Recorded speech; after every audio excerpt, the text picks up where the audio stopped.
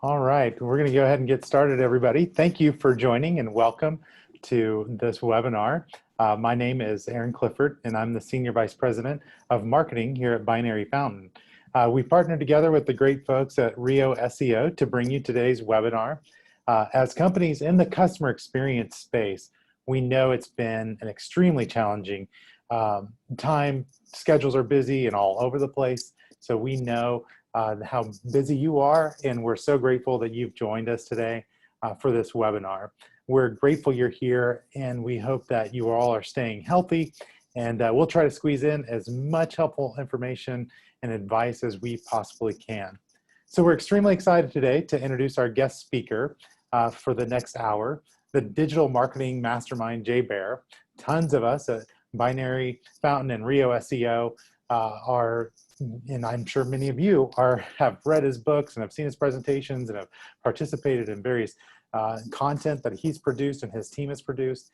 And so we're extremely fortunate and lucky to have him on. And so for the next hour, he's going to drop some knowledge on us. So Jay, care to introduce yourself and let everybody know what we're talking about today?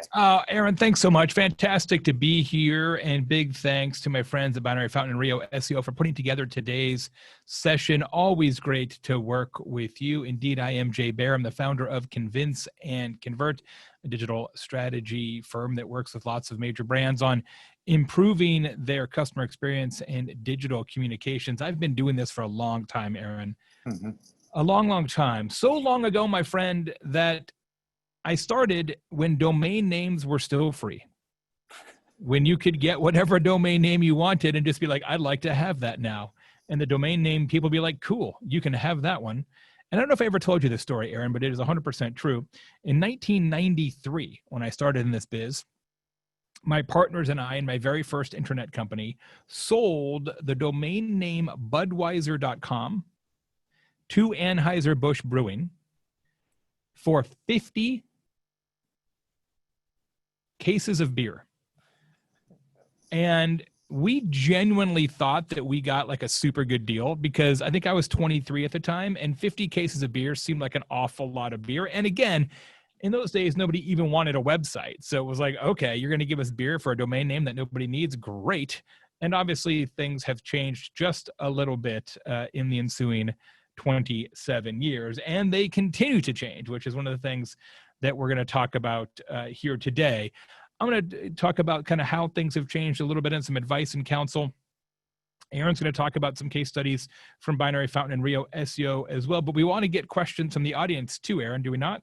Yes, absolutely. We want to, as many questions as you can throw up on the QA box. Please ask questions. We're recording. We're going to have all this sent to you after the webinar, but please submit your questions, and we will try to get to all of those at the end. And there might be some freewheeling. There might be some questions that we are able to get to during the content while we're presenting. But Jay, do you want to tell them about our offer that we're doing today, our giveaway? Yeah.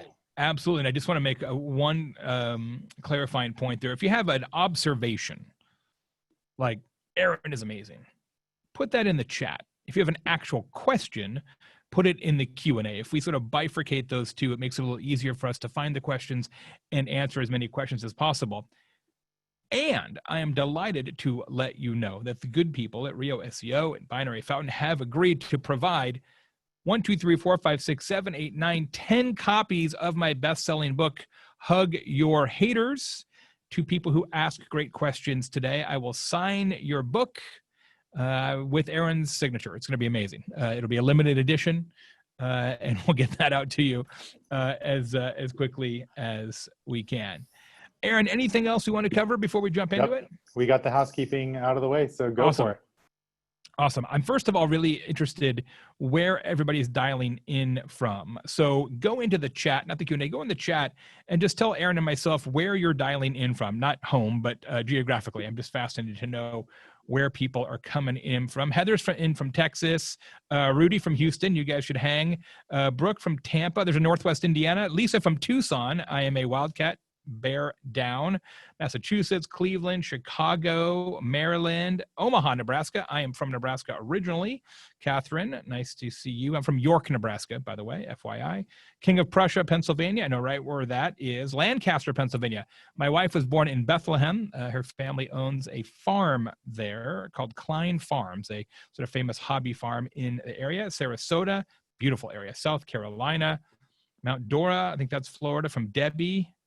We got all the places covered. Holly from Orange County, California. Thank you very much. Excited to see you all here. Nicole from Atlanta, all kinds of interesting stuff going on there. Fayetteville, Arkansas. I think that's where University of Arkansas is. I'm pretty sure that's true. I want to ask you another question real quick. Allison from New Orleans. Boy, I love the Big Easy. One of my favorite places.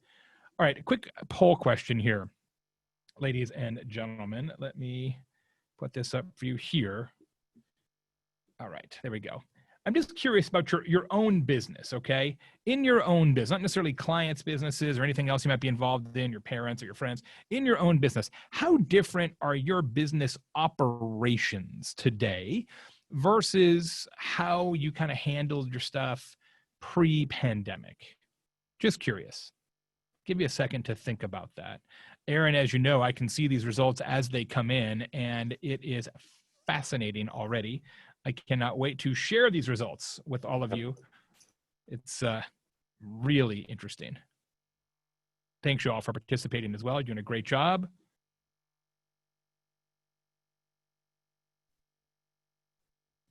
I already have some questions in the Q&A as well, which is fantastic. Erica, Robin, DJ, thank you. Maybe they're just looking for a book, Aaron. I don't know. No, I'm sure. No, they're doing a great job. Okay. All right. I'm going to end the poll now, and I'm going to share the results with y'all. Do you see those results, Aaron? Did that come up for you? Yep, they're there. Great. So 1% of our participants today are like, yeah, it's all good. Same. 17% have made a few changes. 33% have made quite a few changes. 33% have made substantial changes. And 14% have made significant and meaningful differences. That is 82%. Wow, that is really staggering to me. It's beyond my expectations. 82% or so of our participants have made more than a few changes since the pandemic. That is remarkable. Aaron, what would you say about your business? I'm just curious. What would you say? Yeah, I mean, definitely we had our content schedule all planned out, and we had, the next 3 to 4 months all planned, events, everything else. And we had to pivot hard, not only from all the events and content, but also just engagement with our customers. It changed. Their business changed, so we adapted with it. So absolutely. Yep. I would say in my business at Convince and Convert, we're probably a 3 on this scale. Quite a few changes. I'd say we're sort of in that ballpark as well. So thank you all for sharing and being candid. That was interesting. Here's what I think that means for us. Okay. I believe that right now, it doesn't matter if you've been in business for 2 years or 10 years or 25 years or 75 years, or some of my clients have been in business for 125 years. Doesn't matter. Right now, every business is a startup. Every business is a startup because you can't take anything for granted. The totality of your customer relationships, the entirety of how you communicate, how you market, how you sell, and how you service has been disrupted in some way. And things that we never had to worry about, and I don't mean rarely, I mean never, you no longer can take for granted. Customers don't know anything anymore. It's as if every business is a startup. And I think this guy's sign is the greatest description of our times ever. Had to go get a bed sheet and spray paint to assure you that we are open. Because nobody knows whether you're open. Nobody knows if you still sell the same stuff. Nobody knows if it costs the same. I got my hair cut recently for the first time since the pandemic. And look, I am not a young person. I'm a middle-aged man. I know a fair bit about getting haircuts. Or so I thought. I had to relearn everything about getting a haircut. Where do I park? How do I make an appointment now? Are the appointments the same length? Do I just walk in or do I text you when I get there? Once I'm there, if the stylist isn't ready, is there a place for me to sit? Do I stand in the corner? Do I stand in the corner 6 foot apart from somebody, 114 feet apart? Do I wear a mask the whole time? Does he or she wear a mask the whole time? Are there still products available? How do I pay? Is contactless payment available? Et cetera, et cetera, et cetera. I literally had to get a dozen or more questions answered to get a haircut. And I think we can all agree that haircutting is not a massively complicated business operationally. So if I had to re-answer 12 questions just to do that, imagine how many questions your customers may have. Imagine if you're in a truly complex business operationally. I run a podcast called Social Pros. It's a podcast all about medium-sized and large company social media. And each week we have somebody on the show who runs social media for a major brand. And a couple weeks ago on the show, we had as our guest Laurie Meacham, who's an old friend who for many years has been the head of digital customer service at JetBlue Airlines. So she runs their email service, their web chat and chat bots, as well as all their social media customer care. And she told me something that really shook me. She said that there is a huge spike in Google searches for the search term, are airlines still in business? Are airlines still in business? That's not a search term that you would even conceive of typing into a search engine 6 months ago. And now, not only do people type it, there's enough people typing it that it showed up as a spike in their search console. Friends, you can't take anything for granted. We have to start back at square one.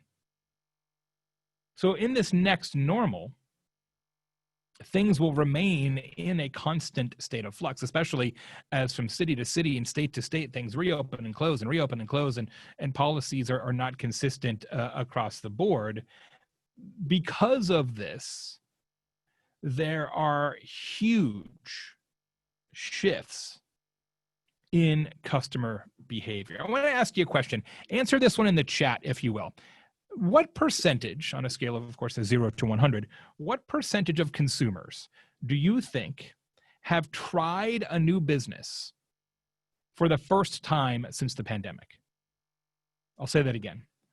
What percentage of consumers, like you, like me, like Aaron, have tried a new business for the first time since the pandemic?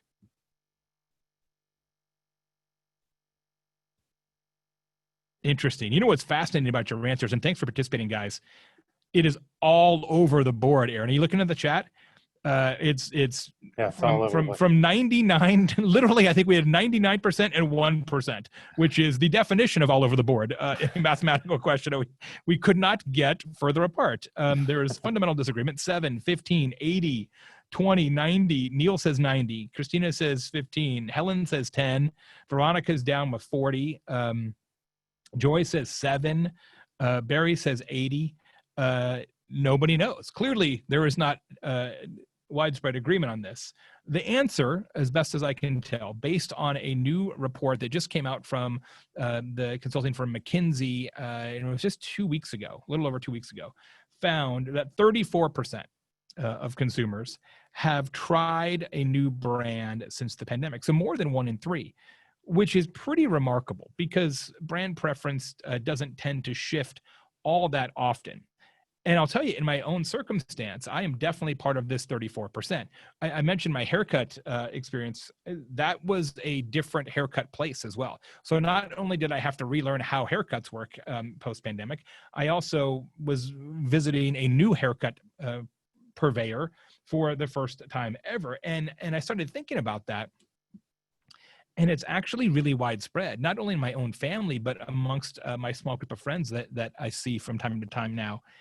Many of the people that I know, and perhaps you as well, are transacting with different businesses.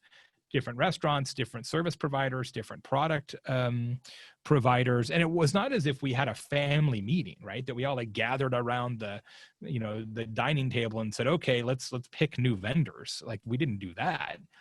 But the results are that we picked all new vendors. New painter, new haircut place. My wife's going to a different yoga place. My daughter changed chiropractors. Like, the number of things that we have shifted in the last few months is substantial. And clearly I'm not alone. It's at least 1 out of 3. And I interpret this 2 ways, friends. One, that you have to protect the customer relationships that you've already earned. We'll talk about that here in a minute. That's job 1. You have to protect the customer relationships you've already earned. But also, this gives you, in whatever business that you are in, an unbelievable, tremendous opportunity to grow your own market share. And an opportunity that you will literally never have again. We will never, well, as far as I know, we are unlikely, I'll say that, we are unlikely in the rest of your business career, whether you're 20 years old or 70 years old, it is unlikely in the entirety of your business career from this day forward that we will have as much shifting of purchases and brand preference as we are right this second. So is that scary? For sure. Is that an opportunity? Definitely. Because in that same McKinsey study, they also found that 65% of consumers plan to stay with the new brand or the new business that they tried for the first time since the pandemic. So it's not just, hey, you know what? I'm going to give this new sandwich place a shot. It's, oh, I gave this place a shot because maybe they opened earlier or they had a better delivery policy or whatever. And they're like, you know what? I really like those sandwiches. And they're never going to go back to the way it was in the past. And my friends, this is why Aaron and I want to bring this information to you. 8 steps to rewire your customer relationships, which will help you, we believe, hold on to the customer relationships you've already earned over time, and then also, in so doing, naturally acquire new customer relationships, which will propel your business forward into the future. So let's talk about these 8 steps, shall we? Aaron, feel good? Yep. All right, let's do it. First step, reconfigure your products and services. You'll notice, my friends, that all the 8 steps start with re. That's not an accident. You'll be amazed at how well we were able to make all the words re something. Stay tuned. Reconfigure your products and services.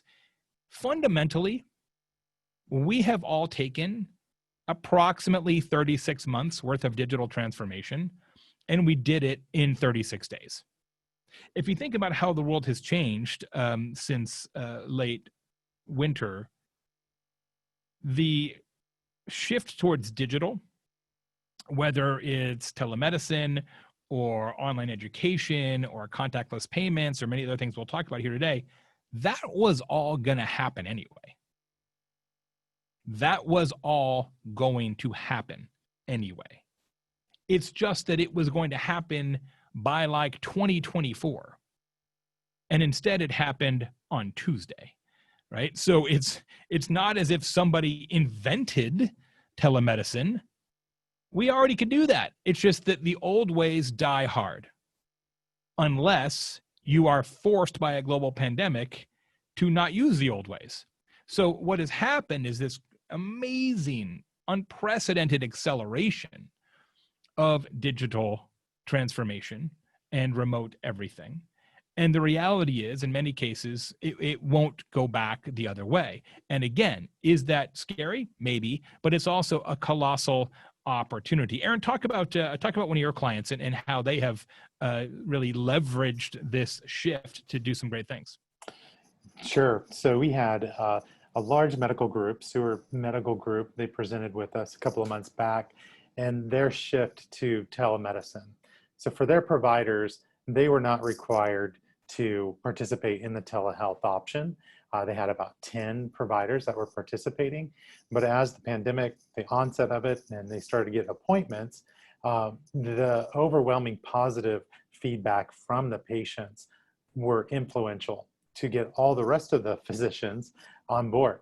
So they shared the positive feedback that patients were giving about the telehealth experience, and many of those physicians, I think almost 100% participation, started to offer and participate in providing telehealth services. So they were very disciplined about the approach of sharing the positive feedback with the physicians through newsletters and through communications. And they were collecting an enormous amount of data around what the patients were saying positive about the experience. So the ease of use, the great technology, the fast follow-up, easy to make an appointment, all of those aspects, very positive, and ultimately influenced most of their physicians to come on board. And what they've seen is more positive feedback than they received pre-COVID, and has really encouraged them to continue to offer those. You know, obviously as states become open, telehealth options will dip a little bit, obviously, for some of those in-person, but patients are loving it. And kudos to the Stewart Medical Group for making that quick pivot based on feedback. Absolutely. And it's not even just large medical groups. One of my friends here in town in Bloomington, Indiana, runs a fitness boutique called the Bloomington Body Bar. And Susie, like many people and her contemporaries, have started to do yoga training and Pilates and such, you know, via Zoom. And it's like, okay, dial in Monday, 8 o'clock, get on Zoom. We're going to show you how to do yoga this week. Now, was that possible before? Of course it was possible before. But it's just nobody really was into it. And now it's like, oh, okay, well, this is how we're going to do it. Fine. And so she has reconfigured her products and services the same way that Aaron's client has reconfigured their products and services to meet what their clients need. To say, hey, we're just going to keep doing it the same way, right? You're just putting a square peg in a round hole. It's unlikely to work, at least not over the long term, certainly. Second thing, the second you see, ladies and gentlemen, is to repackage your products and services. So the first thing to do is to reconfigure it and say, okay, do we offer something fundamentally different? Telehealth, online yoga training, your results may vary in your business. Once you've done that, once you've reconfigured, then it's time to repackage, to say, all right, we know what we're going to sell now, and maybe that's different or even substantially different than what we sold before. Now, how can we make it easier to buy from us, given the circumstances that the world is in right now? And we spent a lot of time in my own organization, Convince and Convert, doing just that. So historically, what we sell on the consulting side are very custom, somewhat expensive, 60 to 90 days to create strategic plans that provide a tremendous amount of guidance and detail to large corporate clients on how they should improve their social media, their content marketing, etc. It's not an easy thing to buy, and it's not an easy thing to deliver, and it's not intended to be. But our observation was, we're going to have to repackage this, because these plans that we sold are intended to look at an 18 to 24 month time horizon. These are the things that you should do over the next 2 years, Mrs. or Mr. Client. Nobody knows what's going to happen in 2 years. Nobody wants to buy a 2-year strategic plan right now. Nobody even knows 2 years is a long time in this current state of affairs. So we completely repackaged it and cut the price and said, we're going to only sell, or mostly sell at this point, what we call quick wins. So it's the same kind of strategic thinking, but instead of saying, here's what you should do over the next 24 months, is here's what you should do over the next 4 months. We deliver this within 30 days instead of 60 to 90 days. So it's faster, it's less expensive, it's more relevant, it's easier to buy, and it's easier to see the end. And it's been really successful. It's actually helped the business very much during this uncertain time for consultants and strategists. Did we want to do that? Well, not necessarily. We kind of had a thing and we knew how that thing worked. But ultimately, one of your requirements as a business owner, manager, marketer, communicator is to make it easier than ever to buy from you. And it's frustrating to me when I see companies not doing that right now, right? They're still throwing up foolish obstacles in the way of their customers and saying, all right, well, you can't return it if you don't like it, or the price isn't any different than it was before, or any number of other circumstances. You have to understand that your customers may be unlikely, for obvious financial reasons, to transact in the way they did before. In fact, I saw a stat just yesterday that it was a survey of chief marketing officers of large companies, and they said that so far they find that 43%, or might have been 42, of customers refuse or are unwilling to pay full price since the pandemic. Maybe they can't, right? Don't have a job or have been furloughed or whatever circumstances are, but more than 4 out of 10 customers like, yeah, I can't, I'm not paying full price. So I'm not suggesting that this is just about discounts. That's not the point here. The point is, however, that you have to find a way to make it easier than ever to buy from them. Maybe that is making it less expensive. Maybe it is making it smaller, as we have done. Maybe it's taking pain away from a risk and a doubt standpoint. I bought an outdoor couch recently, a couple weeks ago.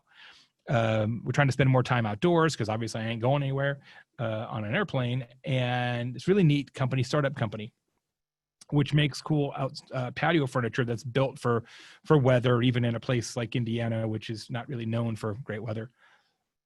But I was like, this couch is pretty expensive. And I don't know, like that seems like a lot for a couch. But I had it in my shopping cart, and I didn't transact. And then they sent me an email, shopping cart abandonment, always a nice idea, which said, Jay, we want to remind you that we have a 365-day return policy. And I was like, damn. So you're telling me that I can sit on this couch for a year and then be like, nah, bro, I'm not into the couch? Well, it was like a minor restocking fee, which makes sense, the whole couch. And like, yeah, that's it. And I was like, okay, boom, checked out. Here's my money. Take my money. I don't know whether that was the policy pre-pandemic, and I'm not certain how to find out without just contacting them. I probably should have, but that's the kind of thing I'm talking about, right? Can you make it cheaper? Can you make it easier? Can you take doubt out of people's minds? Third thing is you have to retrain your team, right? So if you have reconfigured your products and services and then repackage them, chances are you are not selling the exact same thing in the exact same way that you were before. I'm not. Aaron's not. Most of you are not in some way. So you can't just say to your team, well, it's business as usual, because it's not business as usual. They have to learn a different way to work with your customers, right? If we're going to do, in my case, if we're going to do strategy in 30 days instead of 90 days, well, that has significant project management ramifications that has to be retrained through the team, yeah? And so this is true whether you're in a healthcare environment, a hospital environment, or a consulting environment, or a restaurant environment, or a rocket science environment. It doesn't matter. But I love this example I'm going to show you. It's actually from a brewery here in my town, because I think it really illustrates it visually more so than me just explaining it. So it's a brew pub. They have beer and food. You know what that is like. Well, one of the things that's interesting, I don't know if you have been to a restaurant since the pandemic. I only have in a couple of occasions, mostly still takeout and such for me, but you've got the waiters and waitresses and wait staff wearing masks in most cases. And it's interesting because in the restaurant business, my dad owned a restaurant when I was a kid. In the restaurant business, you always train the staff to touch the tables. That's what it's called. Not actually physically put a hand on the table, but that's what it's called in the business, that you touch the tables, that you're always checking in. Like, Aaron, would you like some more iced tea? And may I get you some more water? And, oh, do you need some mustard? Or, you're always, how is their food? And do you want a dessert? You're always kind of popping in every 3 to 5 minutes, right? You're always touching the table. And there's a lot of reasons for that. That kind of attentiveness tends to yield better ratings and reviews, higher tips, more return customers. There's a lot of psychological reasons why touching tables with frequency has been developed as a standard of service in the United States for 30 years. But now when people are like, hey, I'm just here, trying to eat a meal healthily and successfully, and everybody's wearing a mask, maybe you don't want that wait staff to pop over all the time. That was the observation of my friends at the brew pub. And so they have this, they call them table talkers. So each time somebody comes in, they get this disposable coaster, paper coaster, double-sided. One side says swing by. It's green. It's a visual cue to the wait staff. Yeah, pop over, I need something. But if you don't need anything and you're like, I don't want somebody to come over just checking on iced tea because I don't need people in my space, then you flip it over and it says, catch you later. Isn't that genius? And then, of course, they throw them away each time, disposable. Doesn't cost them much. I love that idea. And, of course, you've got people who are professional wait staff, right, who have been trained to touch tables every 3 to 5 minutes their whole career. And now they have to be retrained to pay attention to what color the coaster is. And the same is true for your business. Regardless of what kind of business you're in, you got to go back into that operations manual and say, all right, how can we change the way we're doing business so that customers feel more comfortable and your team feels more comfortable? The next one is to reintroduce your offerings. So you've made changes to what you sell. You have gotten your team on board with how that's going to work day-to-day operationally. Now you have to actually let customers, both existing customers or previous customers, and hopefully new customers, you have to tell them what it is that you do and how it works today. And the big mistake that people make, Aaron, I'd love for you to comment on this, is they put that onus on the customer. They say, well, yes, we've made changes and there's different operations policies. And if they need to know that, I guess they'll call us. Right. And that is not the right way to do it. Right. You can use technology, whether it's search listings, whether it's local listings. There's a lot of things you can do to push that information out instead of making the customer go find that information. Talk about that a little bit, would you? Right. Yeah, and this is part of removing the friction for your customer and knowing that whatever, and most of us on this call, we want to give the best possible customer experience to our customers and remove that friction. But sometimes you'll talk to various folks that have a business, and the onus and the responsibility and the burden is on the customer to know all of these items. So it's been refreshing just even during this time period, whether it's a restaurant or another service industry, where they're extremely patient with you and they're letting you know, oh, no, this has changed, even if down to the mask thing, we're not allowed to have anybody without a mask. I've seen such graciousness there, and it really changes the dynamic of really what your loyalty to that particular business, and them taking the burden on themselves to educate and inform rather than just assuming that something that they think that you should know.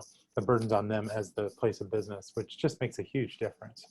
Absolutely. Number one, you've got to make sure that all the facts are up to date on your website and in your local listings pages. And then for important things, push it out, right? Send emails to your customers and prospective customers, include it in social media posts. This is an example from another business here in Bloomington called Goods for Cooks, which is a really cool little store down on our town square, which sells high-end kitchenware, right? So they got knives and bowls and, cool kitchen gadgets and pots and pans and all that. Really neat little business. So in this post, right, they're talking about the fact that it says there's so many pretty things in the shop, but if you're not ready to join us in person, we continue to offer non-contact pickup, assistance via phone and email, complimentary local delivery within a 10-mile radius, and our online shop, right? So just in one Instagram post, they've told you, hey, there's 5 ways for you to give us money. Not just come into the store. There's 4 other ways that you can actually get cool kitchen stuff right now. So instead of them making the customer figure that out, they pushed it out in a nice way to the customers and prospective customers, which I think is definitely a best practice. Contactless payment is certainly one of those things when I mentioned earlier was going to happen anyway, and is now accelerated with tremendous vigor. 77% of customers want businesses to continue contactless payment post-pandemic, according to Podium, which I completely agree with. Like, I haven't touched paper money in a long time, like a long time. Like, I literally have no idea right now how much money I have in my wallet because I never use money anymore. Like, I don't know. And it doesn't really matter because I am 100% contactless payment, if at all possible. And really, why wouldn't you be, right? Why would you not want to go that route, if you can help it? A couple questions. Veronica asks, do you feel like a 10-mile radius is too far? 10 miles is pretty far. You're not joking. But it's the kind of store, it's pretty high end, right? So if you're going to order stuff from them, I presume you're going to order things that have a fairly high total order value. So it's probably worth it, especially right now. I think they'd rather drive a little farther than get the order than drive closer and not get the order. Now, if somebody orders one spoon and says, deliver it to me 9.5 miles away, you probably sort of grumble about that. But I think, again, as Aaron and I both mentioned, right now, removing obstacles to purchase is key. And if that means you got to make your delivery radius bigger, then you probably should. Veronica also asks, do you think more places should do Apple Pay or Android Pay? Yes, I do. I think everybody should offer it, and the stat shown here indicates that there's great consumer demand for that kind of online payment technology. Next thing to do is to then re-educate your customer. So you've reintroduced your offerings. Here's what we sell now. Here's how you can buy from us. Now we have to re-educate them about all the things. The reality is that your customers are more uncertain than ever. Like I said, I didn't even know how to get a haircut. Your job is to close down that uncertainty gap, to close the uncertainty gap. And what that means is you should, quite literally, this is not a metaphor, quite literally build and distribute the ultimate FAQ. One of the things that frustrated me about my haircut experience, although I enjoyed it generally speaking, was it wasn't easy to get all those questions answered that I had. I got some from their Google listings. I saw a couple things in a review. One or two were on their website. A couple I didn't figure out until I got there. It was very much of a hodgepodge of information retrieval, which means that I was still uncertain about things when I got there. And that is not the psychology you want your customers to have. You want your customers to understand what's up as quickly as possible and as thoroughly as possible. And so really what you want to work on is actually an FAQ. And I mean this sincerely. Get a piece of paper and get your writing instrument of choice and write down all the questions that your customers and potential customers have about you and doing business with you right now. And the first question should be, are you open? And then you go from there. Because you don't know. Earlier today, within, what time is it now? Within the last 2 hours, I tried to go to Dick's Sporting Goods. I think most of us are familiar with Dick's Sporting Goods, the whole premise, large sporting goods retailer. We have a Dick's Sporting Goods in our town, right around the corner. Once a week now, because I'm certainly not traveling, once a week I go fishing with a couple of buddies. Went fishing last night. I'm like, I need a couple more lures. I should go to Dick's on the way home. I go to Dick's, big sign, this location temporarily closed. Huh. Interesting. Why are you temporarily closed? For how long are you temporarily closed? What does temporarily mean? It was quite a shock and a surprise to me. And this is the kind of thing that happens all the time. So you've got to write that FAQ. And then you need to make sure that those answers, all of those answers, are readily available to your customers and potential customers on your website, and wherever possible, work with an organization like Binary Fountain, Rio SEO, to make sure that that information is pushed out into your Google listings, through SMS, and lots of other ways that you can communicate with your customers. This is an example of one of our clients in the healthcare and hospital business, the University of Rochester Medical Center, Rochester, New York. You can see at the very top, this is like a bar window shade at the very top of their website in yellow, coronavirus, COVID-19, visitor restrictions, resources, and updates. Click here to view latest updates. Click here to view visitor restrictions. We're trying to take the FAQ, right, and make it unmissable. Why? We're trying to close down that uncertainty gap. More than ever, wherever possible, this FAQ should not just be a pull. What I mean by pull is it's on the website as it is here, right? People go find it, you pull them to the website, there's the FAQ. You should definitely do that. But wherever possible, you should also make it a push, not unlike what Goods for Cooks is doing. I really like this example from Indiana University, which is also right around the corner, where my son goes to school. On their Instagram page, they have highlights, which are the little circles here. For those of you who use Instagram may be familiar with that paradigm. These circles are Instagram stories that are persistent. They don't disappear. They're always there. The one on the left here says Fall 2020. You can see that, Fall 2020. If you click on that, you get an animated update of all of, actually, I think I have it right here, shows what's happening, residential housing, dining hall, safety procedures, kind of what's going to happen when the school reopens, which is in 28 days or something along those lines, right? That's always there. It's not, you don't have to go find it on the website. They've pushed it out to Instagram, to other places where people might actually interact with you and your business. The next one, which is very germane to the book Hug Your Haters, which 10 of you are going to receive, signed by me, sealed with a kiss. Not actually, that would be not very virus safe. I'm not going to seal the book with a kiss, I can promise you that. But I will sign the book for you, absolutely. Respond to customer questions and feedback. The array of customer questions and feedback is likely to be much broader now than before the pandemic. Of course it is, because nobody knows the answer to nothing anymore. Nobody even knows if you're open or where to park to get a haircut. So yeah, there's going to be way more customer questions than there were in the past. In fact, Lori at JetBlue said they're getting so much higher question volumes. One of my clients is Comcast. So if you may be Comcast customers, Comcast Cable is one of our biggest clients. They've had a 442% increase in the usage of the Xfinity Assistant. Because now that everybody works from home, people really want to make sure their internet's turned on. 442% increase.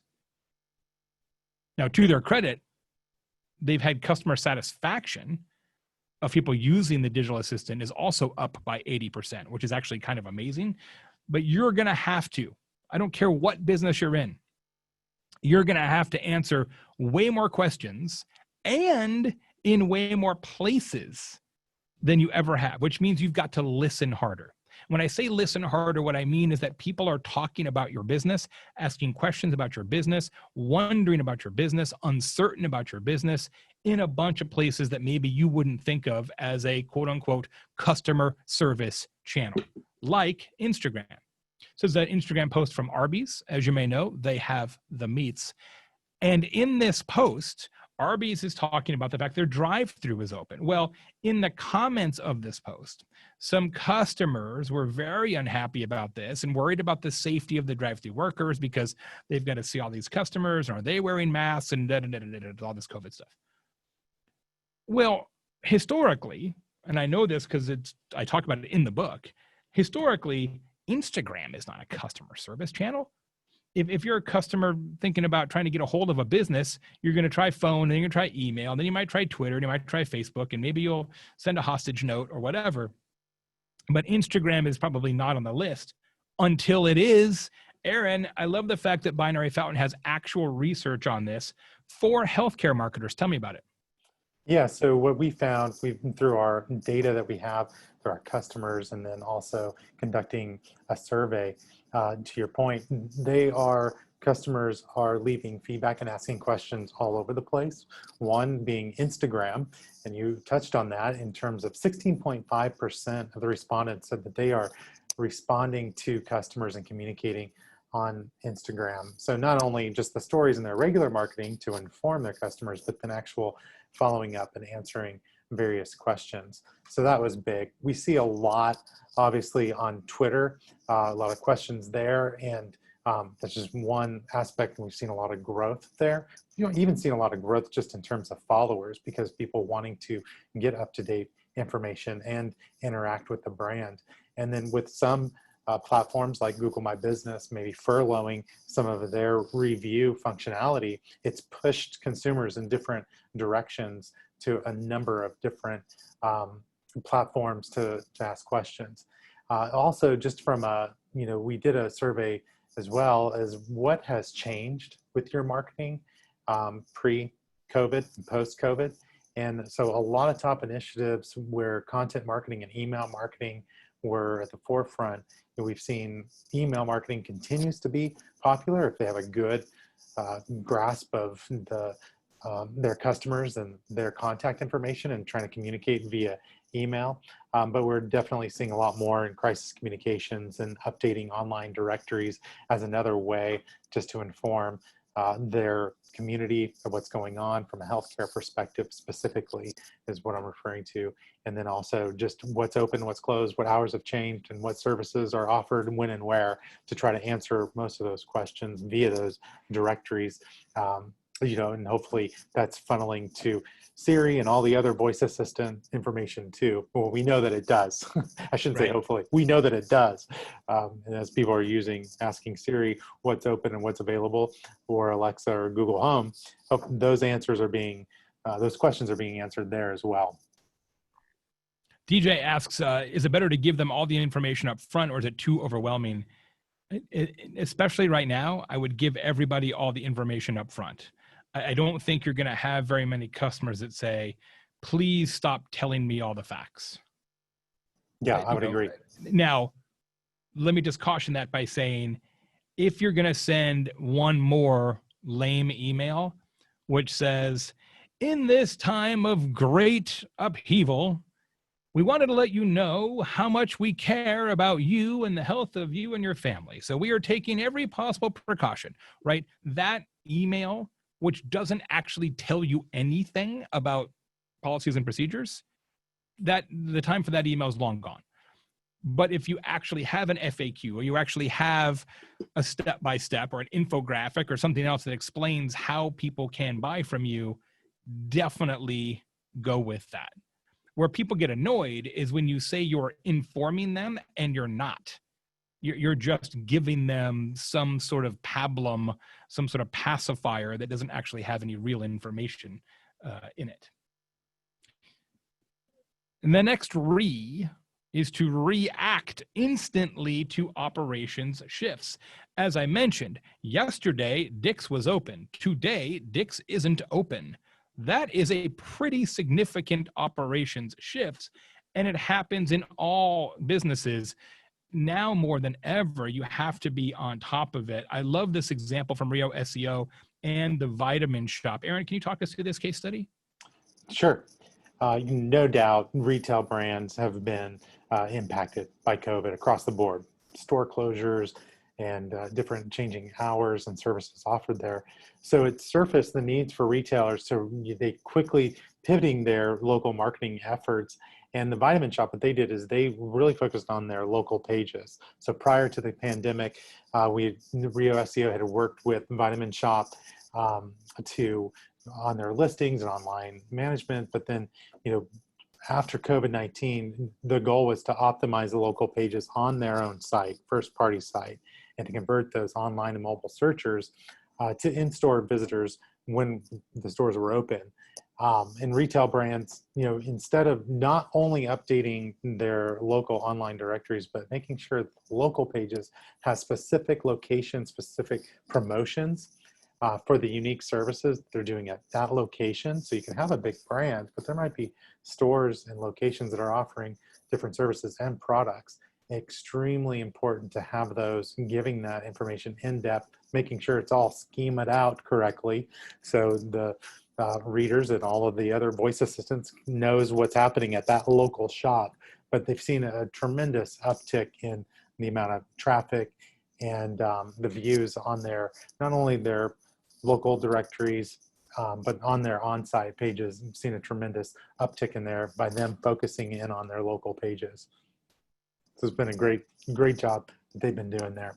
Yeah, it's fantastic. DJ asks, how quickly do you have to respond before a customer gets frustrated? Well, ideally, if you keep all your information up to date with technology like what Rio has, it's not as much of an issue, right? Because it's always accurate in the directories and the listings at Alexa, etc. But if a customer does ask a question, what we talk about in the book is best case scenario. If you can answer everybody within an hour, you're going to make most people happy. Now, is that difficult? Yep, sure is. But what's the alternative? You don't get that customer? I'd say it's probably worth it figuring out how to get back to somebody in an hour. That's again, your results may vary based on industry, based on channel. There's a whole lot of coverage of that in the book, but generally speaking, I would just say, look, figure it out in your business how to answer everybody within an hour, and you'll be in good shape. Giovanni asks, how can this be incorporated into real estate? The exact same thing, right? I mean, I had a lot of questions about getting my haircut. The house next door is for sale, and people are over there all the time. And it's like, okay, I see them asking the realtor the same questions. Can we wear shoes? Do we need to wear a mask? If we buy this house, how do we do the home inspection? Who does it, and how do we keep that safe, right? What about how do we do the paperwork with the mortgage company? Is that now all DocuSign online? It's the exact same deal, Giovanni. It's nobody knows how to buy a house anymore. They knew how to buy a house in February. They don't know how to buy a house now. Exact same story. Thanks for asking. Word of mouth is more important right now than it's been maybe since the pre-internet era, because we trust organizations less than ever, and we trust each other more than ever. And right now, before you make a purchase, a lot of times you want to check with a friend or a colleague, like, have you been to that place since it reopened? Or have you tried their contactless carry out? You're trying to get validation and answers in a way that maybe weren't as important before. And that's why it's so important for all of our businesses to rebuild our relationships, having customers help us do that by requesting reviews and feedback. The reality is that I don't care if you've got 2,000 reviews, you actually have as many reviews as you've gotten since you reopened. That's how many reviews you actually have. I don't care what the little number says, because any review that you have before March 1st doesn't matter at all. Nobody's going to pay attention to it. Nobody's going to think that it matters, because probably what you sell and how you sell is totally different, or at least meaningfully different. So the review doesn't matter. So you have to totally rebuild your online reputation. As Aaron alluded to a moment ago, Google actually suspended reviews in some ways, which is kind of confusing. And now they're starting to turn them back on. But in true helpful Google fashion, they're doing that without telling you. So if you're like a chiropractor, say, and Google turned off reviews for your category for a while as a helpful measure, then they turned them back on, but didn't notify you. Didn't get an email from Google, that says, "Hey, reviews are up again." They just are, and so now you're like, "Oh, scramble, scramble!" And now you've got to really lean into getting a higher percentage of your customers to leave you feedback on Google, on Facebook, Yelp, TripAdvisor, whatever the circumstances are. It is more important than ever also to syndicate the reviews and feedback throughout the organization. You need to build a circle inside your company that goes like this: customer feedback in the form of reviews collected by somebody in the company, who then makes sure everybody else in the company sees that customer feedback, so you can make adjustments to your operations that yield better customer outcomes. Aaron, you actually have a customer that is doing that. Yeah, and we'll circle back to Steward Medical Group. Great example, and what they shared is using these reviews they were able to expand services. There's call center, they did a case study where they were collecting these reviews and sharing it, but that gave them the basically internal leverage to roll out this initiative across the entire nationally, their call center initiative. So another thing they're doing that I think is really good is sharing those positive comments with the staff. And being able, it makes such a big difference in every organization. I'd encourage you, if you get positive comments and services that you're providing or your products, share that with the staff that's either executing on those services or building those products. Extremely important, because it's here in the slide, but positive comments are the backbone of employee engagement. Negative comments are the focus for where to improve patient engagement.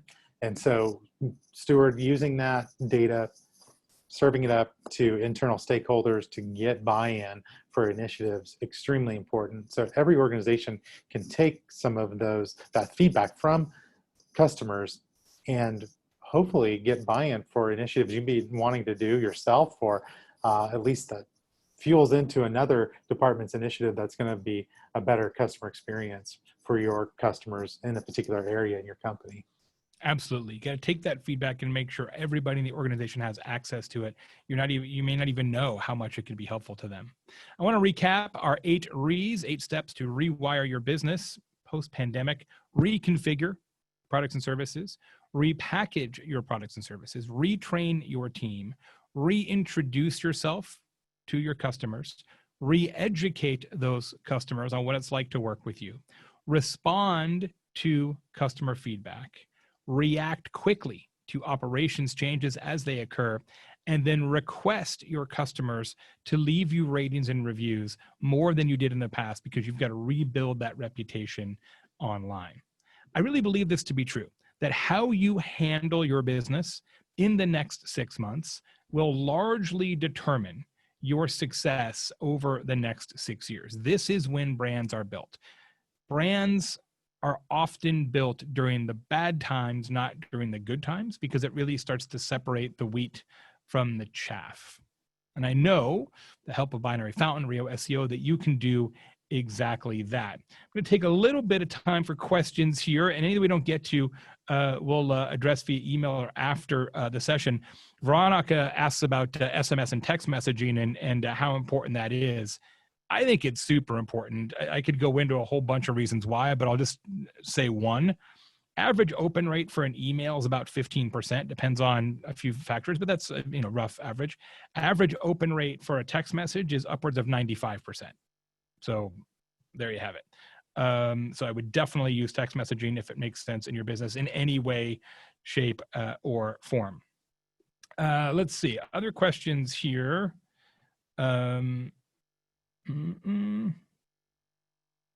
Kelly asks, how do you recommend reworking the marketing messaging right now? Because people are kind of sick of hearing about the pandemic, right? They have COVID fatigue, which they absolutely do, which is why I suggest doing 2 things. One, in your actual communications, making it about people, right? So doing a lot of customer interviews, employee profiles, business partner profiles, make it about people, not about logos. And you intersperse with that factual stuff, right? So imagine a social media content calendar that was like this. Mondays, we're going to do a customer focus. Wednesdays, a employee focus. Fridays, a business partner focus. Tuesday is an FAQ about working with us, and Thursday is a different FAQ about working with us, right? So you're mixing human stories with very factual, here's how to give us money, and you're reducing that uncertainty gap, right? So you're not really acknowledging COVID at all, right? You're just telling personal stories, and you're saying, okay, here's how this works now. Make sense? That's how I would do it. Aaron, any final comments from you, my friend? No, just great information, Jay. Really appreciate what you shared. Appreciate everybody joining. We are going to make sure that you have this presentation emailed to you. And for those that ask questions, we're part of the first 10. We'll be reaching out to make sure that you get the book, Hug Your Haters by Jay. tremendously grateful that you all joined us. And if there's anything that we can do, please reach out to Binary Fountain and rioseo.com. Feel free to chat us up there on either one of those websites. But we really appreciate you joining, and thank you, Jay. Yeah, thanks everybody. Appreciate you. All right, take care. Have a great day.